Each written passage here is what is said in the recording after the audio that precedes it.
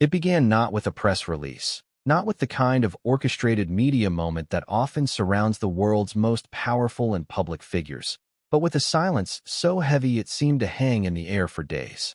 When news broke that Jackie Bezos, the mother of Jeff Bezos, had passed away, there was no immediate statement from her famous son, no carefully worded tribute filled with corporate polish, no instant photograph shared to his millions of followers. Only an absence, one that invited questions, speculation, and a gnawing curiosity about what was unfolding behind the closed doors of one of the wealthiest families in the world. For most people, the death of a parent is an intensely private matter. But for Jeff Bezos, a man whose every move has been dissected by the press for decades, privacy is a luxury rarely granted. And yet, in those first hours after Jackie's passing, Bezos seemed determined to maintain it. Days passed, and still he said nothing. The silence was not just notable, it was deafening. For the first time in a long time, it wasn't the boardrooms, the rockets, or the billion-dollar deals dominating his story. It was something far more human and far more fragile, the loss of a mother and the complicated emotions that came with it. Before we continue, please hit the like button, subscribe to the channel, and turn on the notification bell for updates. Jackie Bezos was not a figure most of the public knew well. She had appeared occasionally in stories about Jeff's childhood, described as a supportive, determined mother who raised her son with ambition and resilience. In interviews, Jeff often credited her with instilling in him the values that fueled his success. She was painted as fiercely devoted to her children, a woman who, in the face of hardship, chose to push forward with quiet strength. And yet, in the final years of her life, the reality behind the public image began to shift in ways that were almost invisible to the outside world, but deeply felt within the family. The first hints of trouble came long before her passing.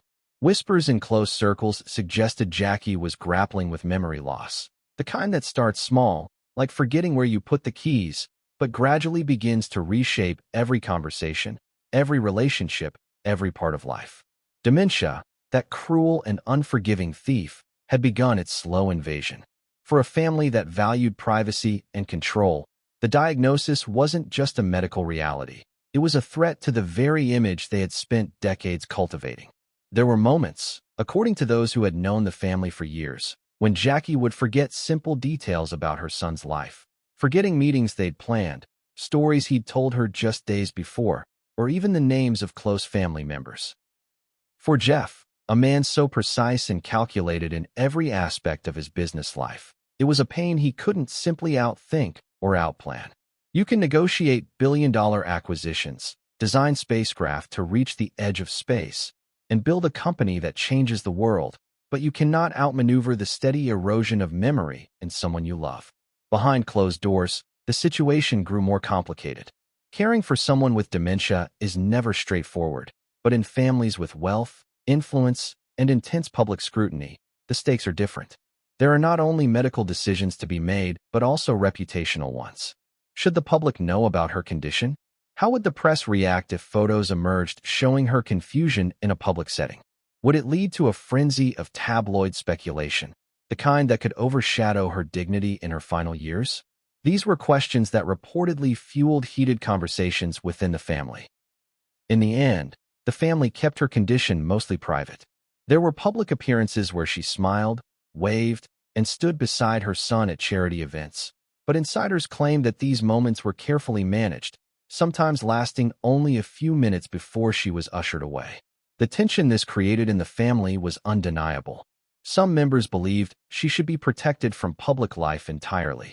Others felt she would want to be present, even if only for brief appearances. Disagreements over her care reportedly caused deep rifts, the kind that are difficult to heal, even in times of mourning. And so, when Jackie passed, the silence from Jeff Bezos was not just the silence of grief. It was the silence of someone processing a complicated, layered loss, one that had been preceded by years of gradual farewells, each one taking a piece of his mother away long before her final breath. To the public, it might have seemed like a sudden, shocking event. But for those close to the situation, her passing marked the end of a long chapter defined by quiet struggles and unspoken pain. When Bezos finally broke his silence, the statement was brief, almost restrained. But hidden within his words were phrases that stood out to those who listened closely. He spoke of chapters closing, of lessons learned through hardship, of love mixed with complexity.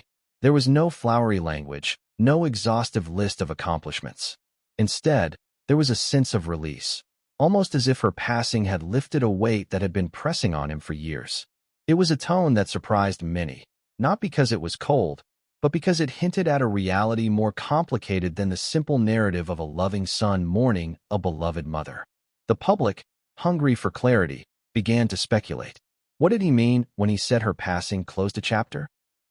Was it merely a poetic way of describing the end of her life, or was it an acknowledgement of the tensions her illness had created within the family? Social media lit up with theories. Some felt sympathy, understanding that dementia can create unbearable strain.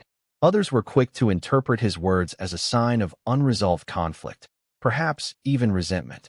The truth, as is often the case in families, was likely somewhere in between, a mix of love, grief, exhaustion, and relief. This was not the kind of story that fits neatly into the glossy pages of a magazine profile. It wasn't about grand gestures or perfect family photographs.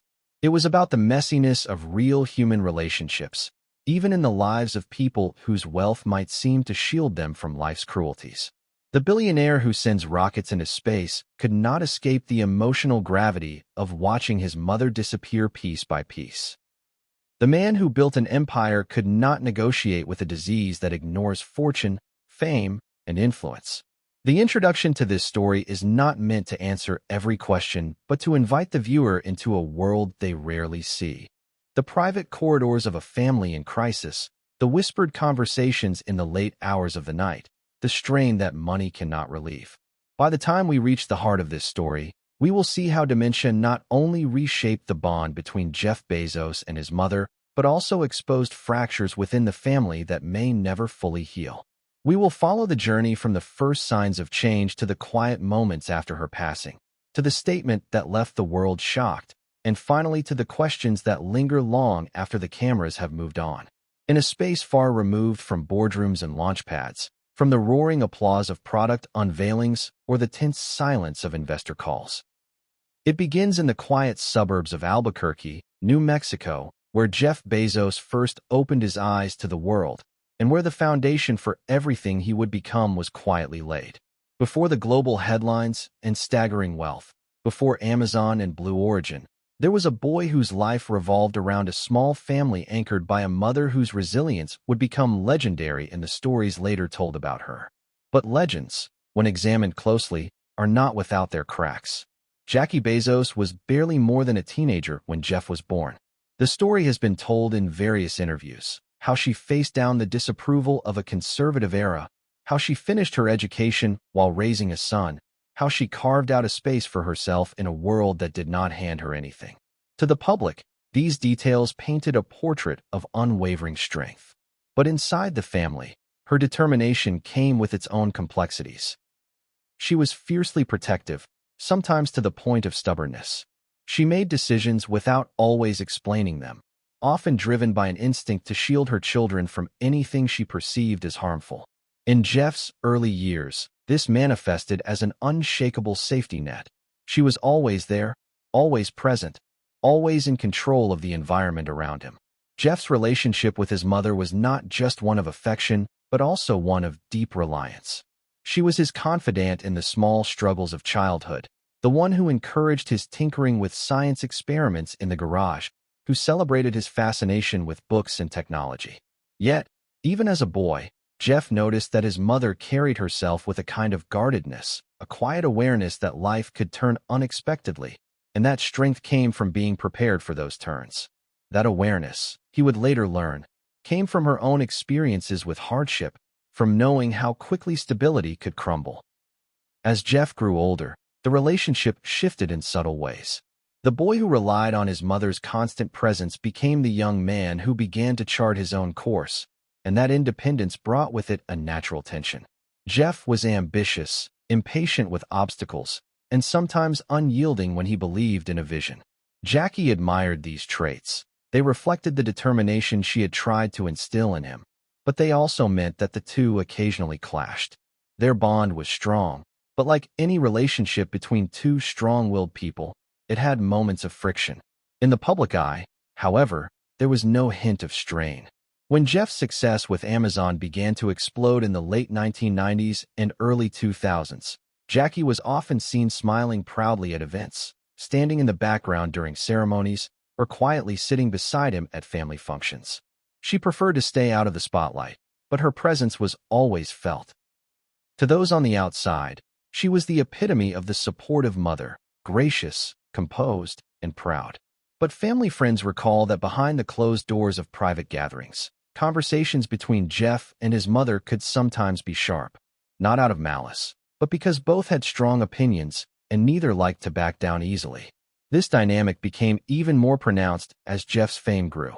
With every new milestone, from becoming the richest man in the world to launching rockets into space, the gap between their worlds widened. Jackie remained grounded in a life that valued simple routines and familiar comforts. Jeff was increasingly swept into a life of extraordinary demands and unimaginable pressure. While they still shared moments of closeness, there were times when their conversations seemed to happen across an invisible distance, as if they were speaking from different planets. And yet, despite these undercurrents, Jackie was a constant presence in Jeff's life. When the cameras were off and the boardrooms emptied, he often returned to her for advice, for grounding, for the kind of unfiltered truth that only a mother could give. She didn't hesitate to tell him when she thought he was wrong, and unlike most people in his orbit, she wasn't intimidated by his status. This was both a comfort and, occasionally, a source of frustration for him. The arrival of her illness began to blur the lines of that dynamic. At first, it was little things, forgetting an appointment they'd scheduled, misplacing objects, repeating questions she had already asked. Jeff noticed, but at first he chalked it up to stress, to the natural forgetfulness that can come with age. But as the pattern grew, the explanations became harder to cling to. Family members began to exchange worried glances during gatherings. There were moments when she seemed lost in a room full of familiar faces, her smile warm but her eyes distant. For Jeff, used to solving problems with precision and resources, it was an unfamiliar kind of helplessness. Here was a problem that no amount of capital could fix, no amount of innovation could outpace. The mother who had been his anchor was slowly drifting away, and there was no way to pull her back to shore. His visits became tinged with anxiety. Would she recognize him today? Would she remember the stories they had shared? It was during this period that the family began to close ranks, managing her appearances and carefully curating what the public would see. They were determined to protect her dignity, but this also meant that not everyone agreed on how much to share with the world. Some believed complete privacy was necessary, while others felt the truth could be a powerful message about the realities of dementia. These disagreements, though rarely visible to outsiders, left marks on the family's unity. Jeff, already navigating the relentless demands of his public life, now found himself balancing the emotional weight of his private one. There were days when he would leave a meeting about space exploration only to sit quietly at his mother's side, holding her hand while she stared out the window, her mind somewhere far away. There were also days when frustration bubbled over, not at her, but at the disease, at the unfairness of watching someone so strong become so vulnerable. In this chapter of their lives, the roles began to reverse. The protector had become the one in need of protection. The woman who had been the steady presence in his storms was now adrift, and Jeff had to learn to be her anchor. It was a lesson in humility, in patience, in accepting that some battles are fought not to win, but simply to stand by the person you love until the end. This was the quiet reality that few knew about while the public continued to see the smiling photographs and the rare public appearances. It was the reality that would shape the grief to come, and the words he would later speak after her passing. And it was the reality that would lay bare the limits of even the most extraordinary power. Begins not with the onset of illness, but with the vivid, textured story of the woman at the center of this narrative before her final years were shadowed by decline. To understand the weight of her absence in Jeff Bezos's life, one must first understand the extraordinary arc of Jackie Bezos's journey, a story that began far from the corridors of wealth and power and was defined by grit long before it was ever touched by privilege. She was born into a world that did not offer her shortcuts. The small-town streets she grew up on were a place where neighbors knew each other's names, where work ethic was a matter of pride, and where life was built slowly, piece by piece. Jackie's early life was marked by a determination to chart her own course, even when that course seemed unlikely. She was not handed a life of ease. From a young age, she learned that stability was something you built yourself, often in the face of obstacles that could have easily derailed a weaker spirit. By the time she was a teenager, Jackie had already developed the resilience that would come to define her. She was intelligent and ambitious, but the path ahead was suddenly complicated when she became a young mother.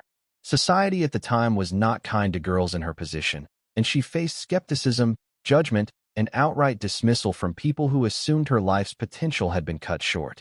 But where others might have seen the end of opportunity, Jackie saw a challenge she was determined to meet. She finished school, cared for her child, and began the quiet but relentless work of building a stable home.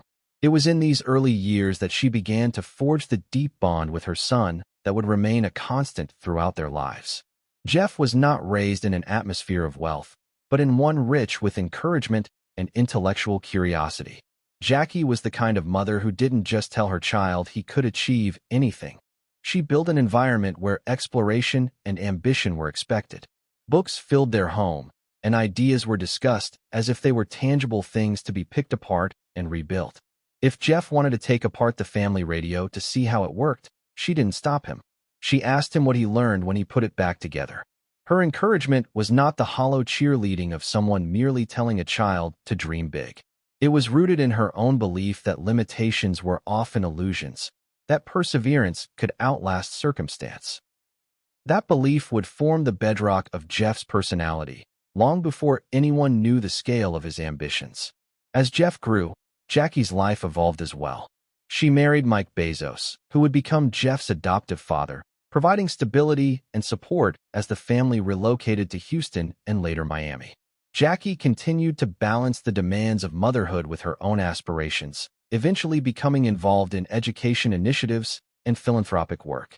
She had a quiet but profound influence on the people around her, often choosing substance over recognition. Friends and acquaintances described her as warm but purposeful, someone who could make you feel welcome while also pushing you to think bigger. She had a way of asking questions that made you reflect on your own choices without feeling judged. In this, she mirrored the same intellectual curiosity she encouraged in her children. For Jeff, her presence during his formative years was a source of both emotional grounding and practical guidance. She was there when he stumbled, there when he made his first big choices, and there when he took the risks that would eventually define his career. When he left a stable Wall Street career to start an online bookstore, Jackie and Mike were among the earliest supporters, investing in what many at the time saw as an uncertain gamble. Her belief in him was not based on blind faith, but on years of watching him pursue his ideas with relentless focus. Yet, like many strong bonds, theirs was not without its moments of tension. Jackie had her own vision of what stability looked like, and Jeff's appetite for risk sometimes ran counter to that. But she never stood in his way. If anything, her disagreements with him were often less about whether he should pursue an idea and more about how he should approach it. These moments, far from driving them apart, became part of the unspoken language between them, a mutual respect for each other's convictions, even when they diverged. Her later years, before her illness took hold, were marked by a balance between family life and her philanthropic endeavors. She became a vocal advocate for education, particularly for programs that encouraged literacy and supported underserved communities. This work reflected the values she had carried from her own youth, that knowledge was a tool of empowerment, and that the ability to think critically was a gift worth passing on. It is here that the contrast between who she was and what dementia would later take from her becomes so striking. Jackie was not simply a supportive figure in Jeff's life. She was an active force, constantly shaping, guiding, and challenging him. Her mind was sharp, her memory vivid, and her sense of purpose clear. To those who knew her well, the idea that such a vibrant and engaged person could one day struggle to recognize familiar faces was almost unthinkable. Understanding this part of her life, the years of determined effort, of maternal devotion, of intellectual engagement, is essential to understanding the depth of loss her family felt. It was not just the loss of a loved one, but the loss of a particular kind of presence, one that had been so consistent and so formative that its absence created a void nothing else could fill. By the time her illness began to manifest in noticeable ways, Jackie had already lived a life of profound influence on those around her. Her children, her community, and her causes had all been shaped by her values and determination. And yet, for all her accomplishments, what those closest to her remember most are not the public gestures or achievements, but the countless small moments of connection, the conversations at the kitchen table, the advice given in passing, the quiet reassurance in times of uncertainty. In many ways, Jackie's story before her illness is the story of resilience meeting opportunity, of a woman who refused to be defined by limitations. It is also the story of a mother whose unwavering belief in her son became one of the most powerful forces in his life. This is the foundation upon which the rest of this narrative stands, a foundation that would be tested, strained, and ultimately transformed in the years that followed, as illness reshaped the life they had built together. 3 begins in the subtle shadows of change. The kind that creeps in so slowly, you almost convince yourself it isn't there. In the early days, the differences in Jackie's behavior were so slight, they could be explained away. She might forget where she had placed her glasses, misplace her car keys, or repeat a story she had told only a few hours earlier. At first, no one in the family thought much of it. Memory lapses happen to everyone. Stress, fatigue, and age can all play tricks on the mind. But the truth was that these weren't isolated moments. They were the first signs of a larger shift, and soon they began to connect into a pattern too consistent to ignore. Jeff, ever analytical, noticed before most. His life had taught him to recognize patterns, to pay attention to the details others might miss. He had built his success by anticipating problems before they became crises, but in this case, the realization brought no satisfaction. He remembered the first time he truly questioned whether something was wrong. They had been having lunch together, one of those rare, unhurried afternoons when he wasn't buried in business meetings or public appearances. She had been talking about a family trip they'd taken years ago, recalling the scenery and the weather in vivid detail. But halfway through, she suddenly paused, her brow furrowing, and she asked him when that trip had happened. When he answered, she looked at him with surprise, as though hearing it for the first time. Moments later, she returned to her story, repeating the very details she had just shared minutes before. It wasn't a single incident that sounded the alarm, but dozens of small ones building over time. A misplaced phone, a missed appointment, a conversation forgotten entirely.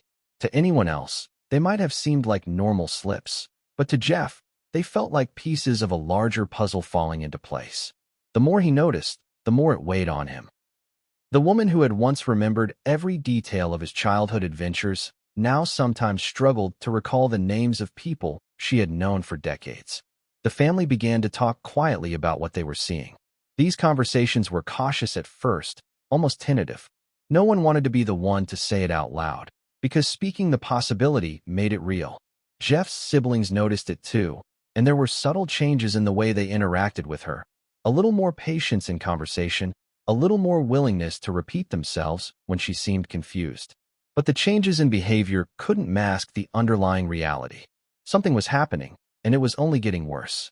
When a doctor finally gave the diagnosis of early-stage dementia, it felt like a blow that knocked the air out of the room. Even if they had suspected it, hearing it confirmed was something else entirely. For Jeff, it was both a shock and a strange validation.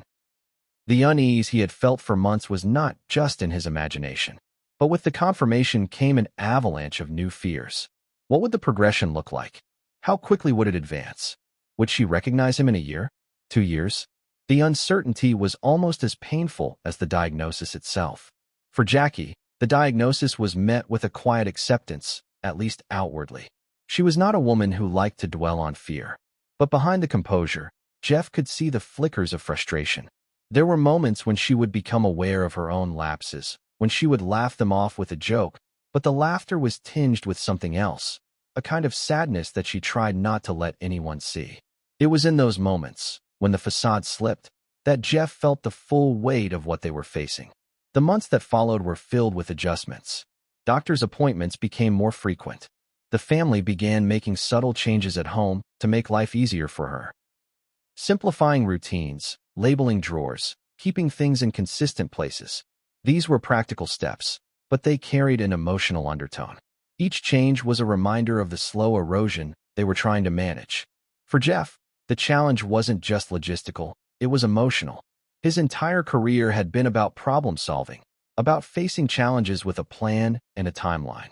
But dementia didn't work like that. There was no strategy that could reverse it, no negotiation that could halt its progress. It was a battle of endurance, and it demanded a kind of patience that didn't come naturally to him. As the illness progressed, Jeff found himself drawn more into the role of a caregiver, even if he wasn't there every day. He coordinated with doctors, researched treatments, and sought advice from specialists.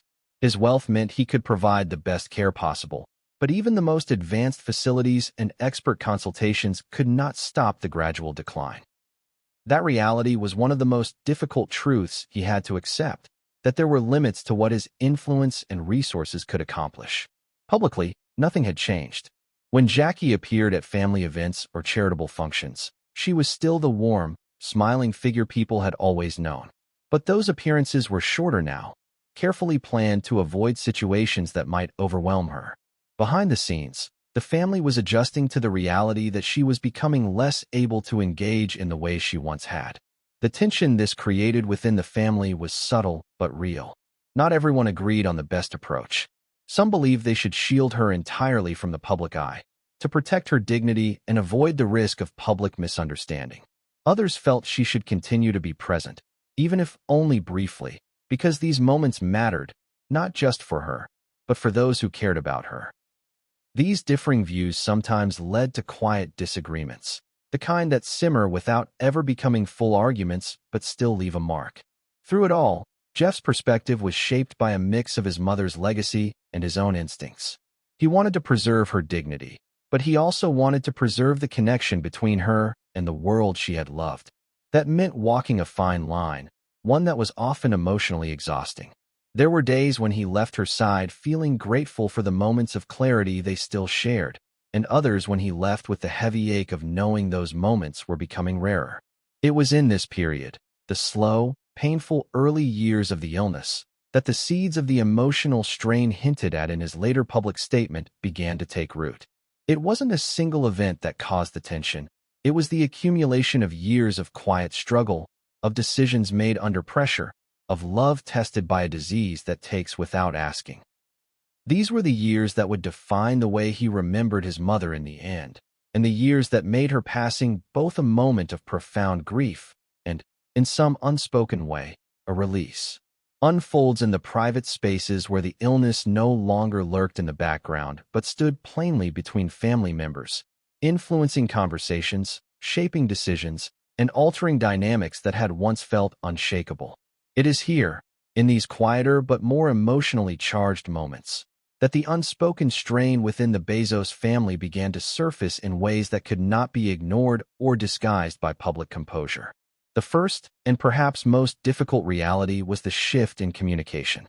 Jackie, once known for her quick recall and warm, detail-rich storytelling, now struggled with maintaining the thread of a conversation.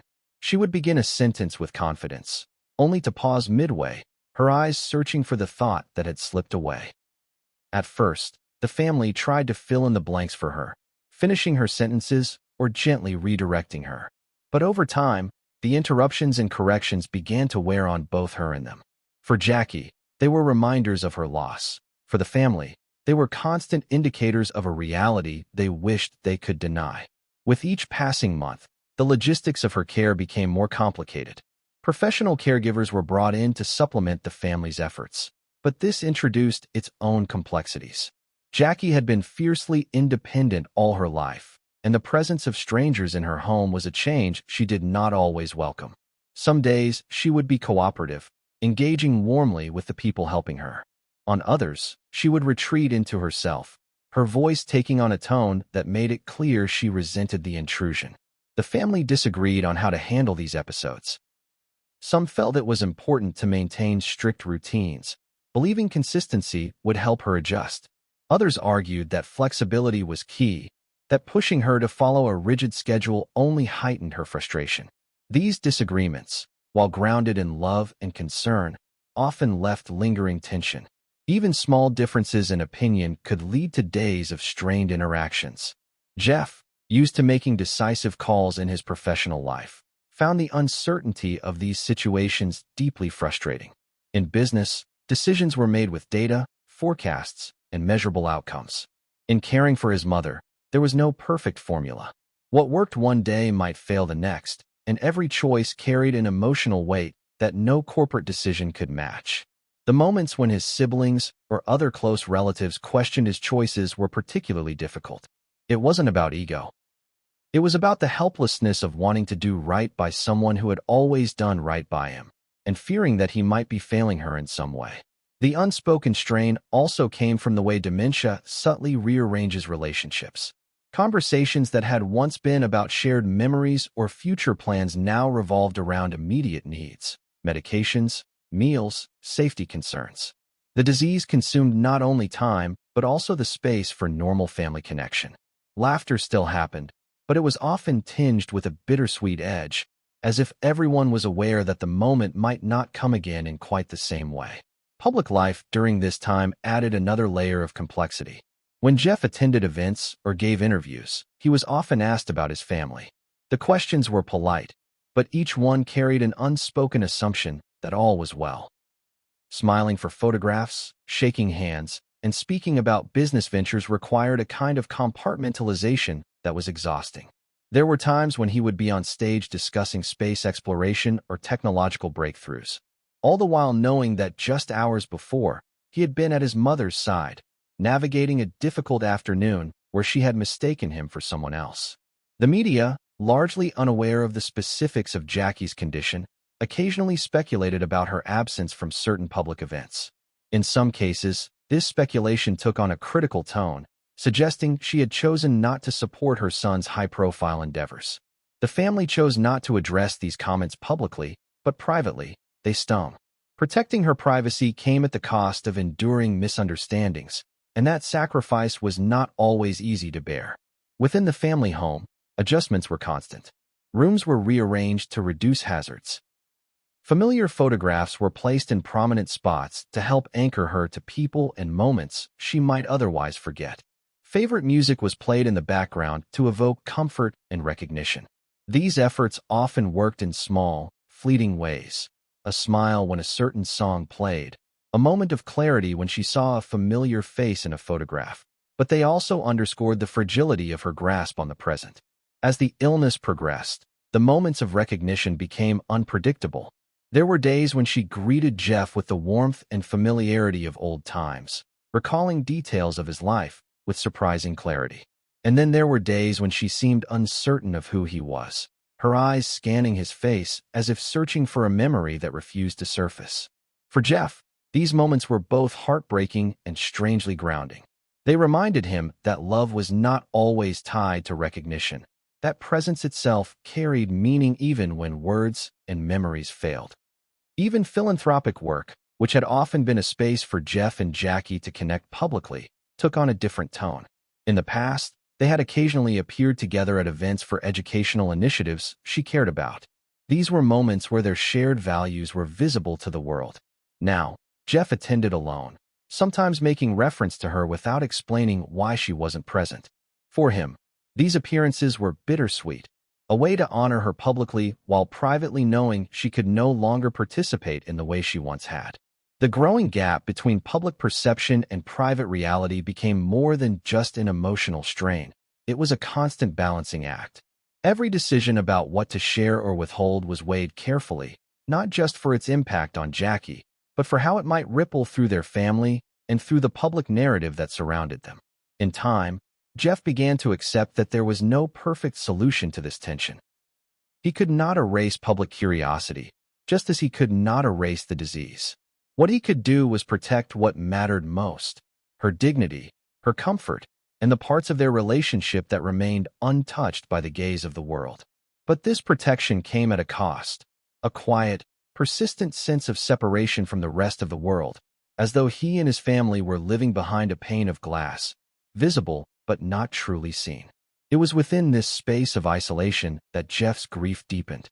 The illness was taking his mother from him in increments, but the isolation ensured he could not fully share that loss, even with those who might have wanted to help carry it. It was a private ache in a public life, and one that would shape the way he spoke and what he chose to leave unsaid when the time came to break his silence after she was gone. Chapter 8 opens in a still, heavy room where the sound of the clock seems louder than usual and the air feels thicker, as if time itself has slowed. Jackie's final days had arrived with a kind of quiet inevitability. The family had been told for weeks that the decline would accelerate, but even knowing it, the reality was something no one was fully prepared for. Dementia had already taken so much of her, yet her physical presence had been a constant. Now, even that was beginning to fade.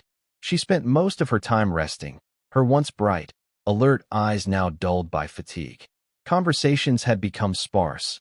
Words came slowly, and when they did, they were often fragments. Sometimes she would look at Jeff and seem to know exactly who he was, the recognition lighting up her expression for a brief, precious moment. Other times, she would study his face with a polite, puzzled look, as though she were searching for a memory just beyond reach. Jeff learned to accept both versions of her, cherishing the moments of connection and not forcing the ones where it wasn't there. The family home was subdued but not cold.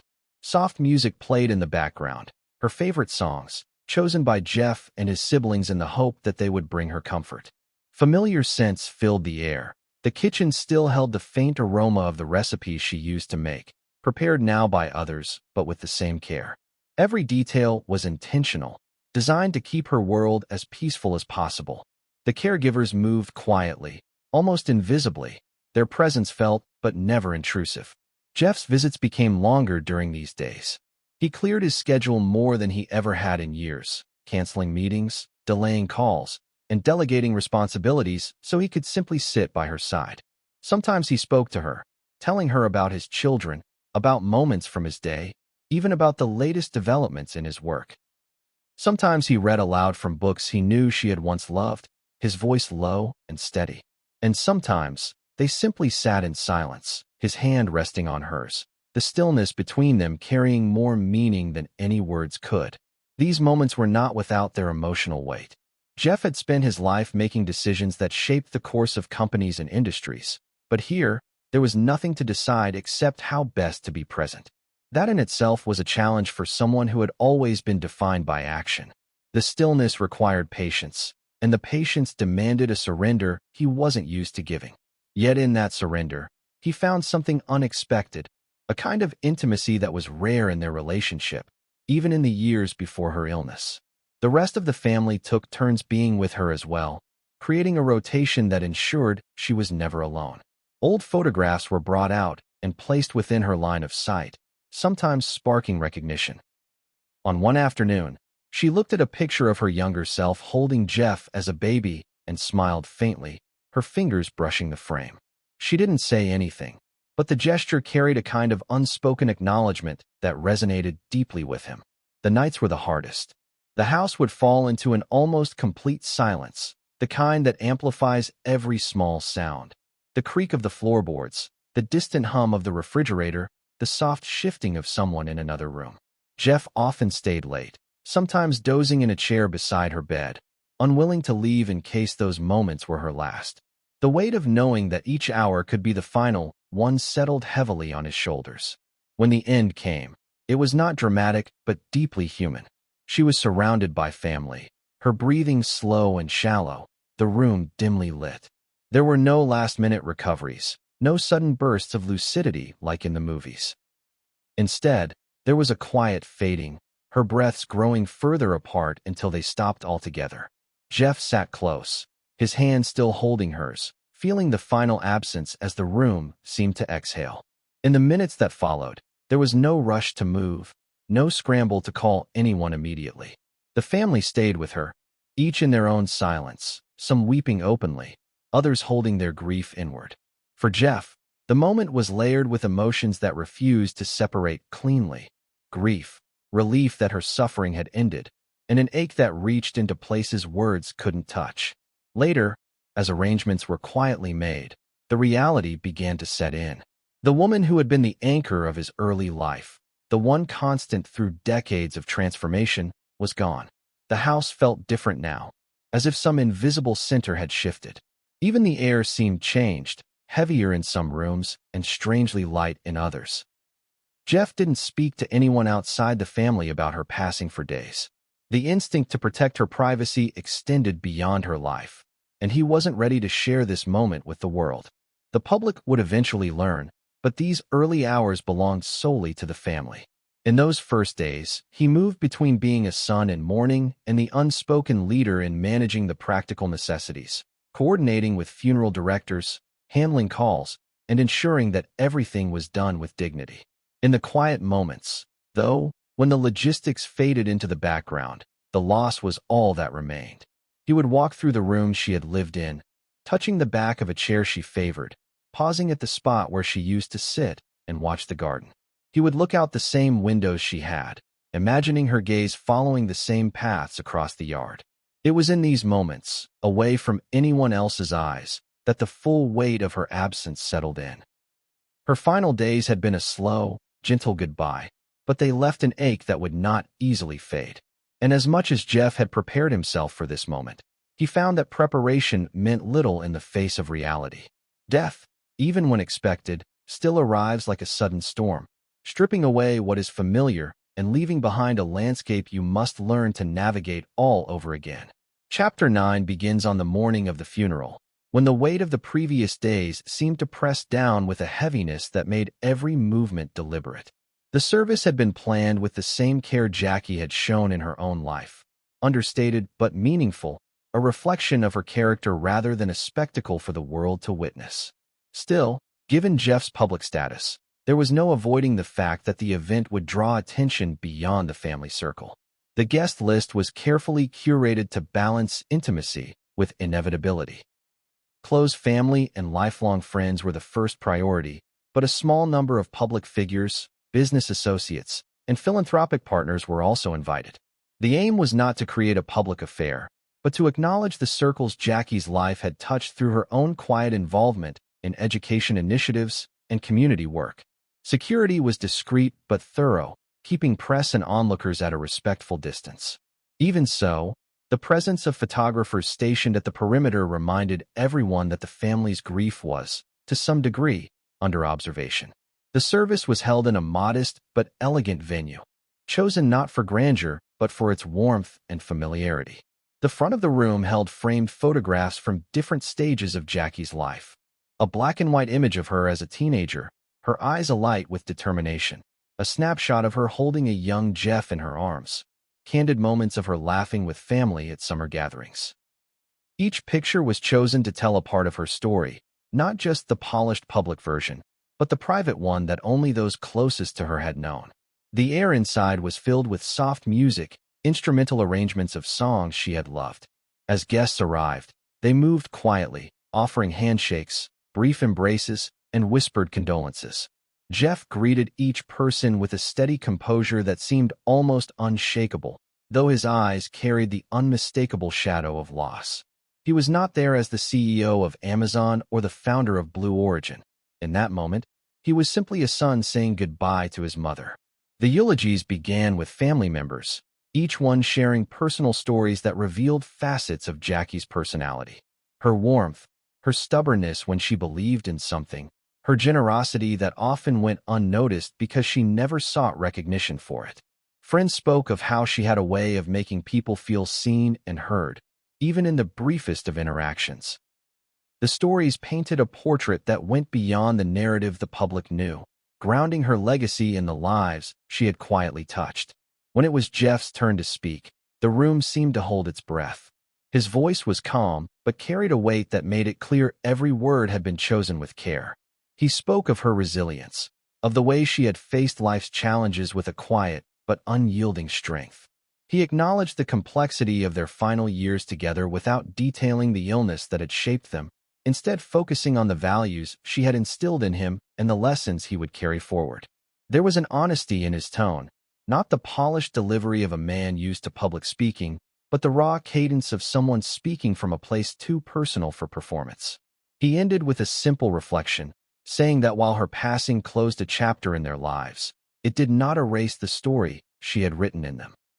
It was a line that lingered in the minds of those present, and later, when fragments of his speech reached the public, it became the most discussed phrase. Some saw it as a touching metaphor for grief. Others, knowing the unspoken context, recognized it as a quiet acknowledgement of the strain her illness had placed on the family. After the service, the burial was held in a private setting, away from the eyes of cameras. The family stood together as the casket was lowered, the sound of earth falling on the polished wood a stark reminder of finality. Jeff placed his hand briefly on the casket before stepping back, his expression unreadable to all but those who knew him well. The wind stirred lightly through the trees, carrying with it the faint scent of flowers laid by mourners. The reception that followed was subdued, a space for quiet conversation and shared memories. It was here, in the hum of low voices and the clinking of coffee cups, that the emotional reality of the day began to sink in. People laughed softly over old stories, tears slipping into moments of warmth as they remembered her in better times. Jeff moved through the room, listening more than speaking, absorbing the recollections of others as if piecing together a mosaic of the woman he had known in so many different roles. By evening, when the guests had left and the house was quiet again, the exhaustion set in. The public part of the farewell was over, but the private grief remained. Jeff sat alone in a room filled with flowers and sympathy cards, reading each one slowly. Some were from people he knew well, others from strangers who had been touched by stories of Jackie's life. The words were kind, but they could not fill the space she had left behind. The funeral had been a dignified tribute, one that honored her life without turning it into a spectacle. Yet for Jeff, it was not closure. If anything, it marked the beginning of a different kind of reckoning, one in which he would have to navigate the world without the person who had been his first and most enduring source of support. It was a reckoning that would eventually spill into the public sphere when he chose to speak more openly about her passing and the years that had preceded it. Still, the emotional cost of living in this space between connection and loss took its toll. There were quiet nights when Jeff would sit alone after visiting her, replaying their interactions in his mind. He would think about the things he wished he had said, the stories he hoped she would remember, the reassurance he wanted to give her but feared she might not understand. In those moments, the image of the unstoppable entrepreneur gave way to that of a son trying to navigate the slow, uneven process of saying goodbye. These years were a crucible for the family, a time when love and frustration coexisted in the same breath, when unity and disagreement were constantly in tension. The strain was not born of indifference or neglect, but of the relentless pressure of trying to honor someone's dignity while confronting a disease that stripped away so much of who they had been. It was in this environment, heavy with both care and conflict, that the later meaning of Jeff's public statement began to take shape. Every choice made, every quiet disagreement, every moment of clarity and confusion was part of the unspoken story behind those few words that would one day leave the world stunned. Opens with a question that Jeff Bezos found himself confronting again and again during those years. What is the point of great wealth if it cannot shield you from the most personal of tragedies? In business, Jeff had learned that resources meant options, the ability to acquire talent, invest in innovation, and outmaneuver competitors. In the face of his mother's dementia, those same resources could buy only comfort and care, never a cure. The disease operated outside the reach of influence, moving at its own pace, immune to negotiation or persuasion. The best doctors in the world were consulted. Specialists from across the country were flown in to evaluate Jackie's condition, their reputations built on decades of research and treatment. Cutting-edge therapies were explored, each one offering a glimmer of hope that quickly dimmed in the face of reality. Even experimental treatments, accessible only to those with the means to pay staggering costs, failed to halt the steady erosion of her memory. The family learned to temper expectations. Each new appointment was met with cautious optimism, followed by the quiet disappointment of hearing that the disease remained unshaken. The home was transformed into a space designed for both safety and familiarity. State-of-the-art monitoring systems ensured she was never alone in a moment of distress. Discreet cameras allowed caregivers to keep an eye on her without intruding on her privacy. Rooms were arranged so she could navigate them with ease, furniture placed to prevent accidents, hallways lit softly at night to guide her if she woke disoriented. Every detail was considered, every possibility accounted for. Yet no matter how advanced the setup, no matter how perfectly executed the plan, the one thing Jeff wanted most, to restore his mother's mind, remained out of reach. There was an almost cruel irony in the situation. Jeff's entire professional identity was built around solving complex problems and finding new frontiers to conquer. He had built companies that could deliver goods to millions overnight, design reusable rockets, and revolutionize the way people shopped. But here, in the most personal battle of his life, he was powerless. The lesson was as sharp as it was painful. Money can amplify your reach, but it cannot rewrite the laws of nature. For Jackie, the luxury her son's wealth provided did mean she could remain in the comfort of her own home for far longer than most patients in her condition. She was surrounded by familiar spaces, tended to by highly trained professionals, and supported by a family that had the means to give her the best care possible. But even this came with challenges. The presence of so many people, nurses, aides, therapists, was at times overwhelming for her. On good days, she welcomed their company. On bad days, she withdrew, her eyes narrowing at the strangers in her home. This unpredictability made it clear that even the most well-intentioned arrangements could not smooth over every difficulty. The emotional cost for Jeff was more than he anticipated. He had thought that ensuring her comfort would bring him peace, that knowing she was receiving the best care available would be enough. Instead, it often felt like he was watching a slow, inevitable loss play out from the front row. Each visit became a test of his own resilience. There were moments when she looked at him with the same warmth and recognition she always had, and he would feel a fleeting sense of relief. But those moments were increasingly rare, and each one carried the bittersweet knowledge that it might be the last. There were also times when the strain of the situation clashed with the demands of his public life. High-profile commitments meant he couldn't always be physically present, and this absence weighed on him. No matter how carefully he balanced his schedule, there were moments he missed, moments when she was lucid enough to share a meaningful conversation, or when she asked for him specifically. Each missed opportunity lingered in his mind, feeding a quiet guilt that even his closest friends rarely saw. This guilt was compounded by the public perception of his life. To the world, Jeff Bezos appeared untouchable, a figure whose wealth insulated him from the ordinary hardships of existence. In reality, he was dealing with the same helplessness faced by countless families coping with dementia, except his situation played out under the shadow of global attention. He could not simply disappear from public view without raising questions, yet every public appearance pulled him away from the private reality that demanded so much of his heart. The disparity between the resources he could provide and the limitations of those resources became a recurring theme in his thoughts.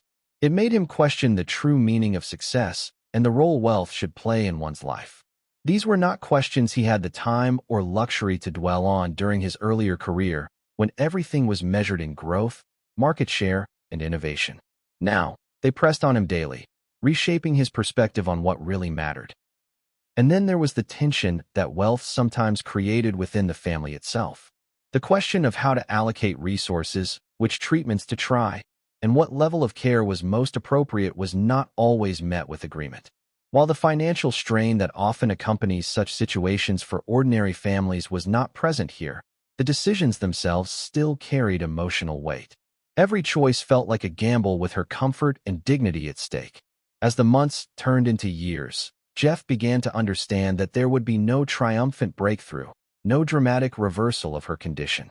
The most they could do was slow the decline, preserve her comfort, and treasure the moments of connection that remained. It was a humbling realization for a man who had spent his life believing in the power of human ingenuity to overcome any obstacle. In the end, the wealth that had seemed so vast in every other context was revealed to be finite in the ways that mattered most. It could not buy back time. It could not restore memories. It could not stop the disease from advancing. What it could do, what it did do, was provide a cushion against some of the harsher realities of illness. But in the quiet moments, When Jeff sat with his mother and watched her drift into silence, the comfort of that cushion felt thin. These were the truths that shaped not only his grief, but also the way he would one day speak about her passing. The lesson that even the most powerful are not immune to loss was no longer abstract. It was lived, felt, and carried into the core of who he was. And while the world would later hear only fragments of this story, those closest to him understood that behind his measured public words was the weight of these years. Years when money could do almost everything except the one thing he truly wanted. Begins in the quiet, tense air of family meetings that were never meant for public ears. These were not the grand gatherings that marked holidays or birthdays, but small, often unplanned conferences around kitchen tables and in private living rooms, where the topic of discussion was never easy. The subject was always the same: how to care for Jackie in the way she deserved, and what the right way truly meant. What might have started as a shared goal became, over time, a point of friction that tested the bonds between those who loved her most. The disputes were rarely loud or explosive. They lived instead in the pauses, in the exchanged glances, in the way voices would tighten when opinions diverged. On one side were those who believed her illness demanded total withdrawal from public life. They argued that the risk of her being caught in a moment of confusion in front of cameras was too great, that her dignity should be preserved at all costs, even if it meant shielding her completely from public view. On the other side were those who felt that removing her entirely from the world she had known and loved would be an injustice. They believed her presence at certain family events was worth the effort, that even brief appearances could give her moments of connection and joy. Jeff often found himself caught between these perspectives. He understood the need to protect her privacy, but he also knew his mother's personality. She had never been someone who shied away from people, and even as her memory faltered, there were flashes of her old self when she was surrounded by family and familiar faces. To deny her that seemed wrong, but to risk her experiencing confusion or distress in a public setting felt equally cruel. Every decision carried the possibility of regret. These debates extended beyond public appearances to the details of her daily life. How strict should her schedule be? Should caregivers take the lead in structuring her day, or should they adapt to her moods and energy levels? One camp believed in the consistency of a fixed routine, arguing it would help orient her. Another believed flexibility was more humane, allowing her to move at her own pace without feeling pressured. These disagreements, though grounded in love and concern, sometimes left wounds that took weeks to fade. Adding to the complexity were the differences in how each family member processed the emotional weight of her illness. Some dealt with it by being as present and hands-on as possible, visiting daily, helping with small tasks, and spending long stretches of quiet time with her. Others, overwhelmed by the pain of seeing her decline, visited less often, choosing to remember her as she had been rather than watch her transformation up close. These different coping mechanisms could easily be misinterpreted as a lack of care, leading to tension that simmered just beneath the surface. Jeff, who was used to having the final word in high-stakes business decisions, found himself in unfamiliar territory here. In the corporate world, disagreements could be resolved with data, projections, and clear hierarchies. In matters of family and illness, there were no charts to consult, no bottom lines to reference. The right choice was often a matter of perspective, and everyone's perspective was shaped by their own emotional relationship to Jackie. The disputes also revealed deeper, long-standing differences in family dynamics, differences that might have remained dormant had it not been for the pressure of the situation. Old disagreements resurfaced, sometimes in subtle ways. A disagreement about a care schedule might carry the weight of past slights or unresolved conflicts from years earlier. The illness did not create these underlying tensions, but it gave them new relevance, forcing everyone to confront them in the present. Jeff tried to keep the focus on Jackie, reminding everyone that the purpose of these discussions was her comfort and dignity. But even he felt the strain. His role as the most public member of the family came with its own pressures. Anything that went wrong, whether it was a public appearance that ended awkwardly or a change in her care plan that caused discomfort, risked being traced back to him in the public narrative. The burden of that responsibility was heavy, and it sometimes made him cautious to the point of frustration for those who wanted more decisive action. These behind-the-scenes conflicts were invisible to the outside world. Publicly, the family appeared united, presenting a calm and composed front whenever Jackie was mentioned. But in the privacy of their homes, the weight of constant decision-making was eroding the ease of their interactions. Simple family moments were harder to come by because every gathering carried with it the unspoken knowledge that another difficult conversation was inevitable. The situation also forced Jeff to confront the limits of his own control. In business, he could shape outcomes by applying pressure in the right places, allocating resources, or changing strategy. In his mother's care, there were moments when no amount of effort could lead to a satisfying resolution. He could not control her reactions to certain situations, nor could he predict the progression of her disease with any precision. This lack of control was perhaps the most difficult reality for him to accept. As the illness progressed, the frequency of these disagreements diminished, not because everyone had reached an understanding, but because the decisions themselves became fewer. Jackie's world grew smaller, her ability to participate in events dwindling until it was clear she would no longer attend them at all. The debates about public appearances ended, replaced by quieter discussions about how to keep her comfortable in her own home. Yet the echoes of those earlier tensions remained, shaping the way family members interacted with each other long after the immediate issues had passed. These years left an imprint not just on Jeff's relationship with his mother, but on his relationships with the rest of his family.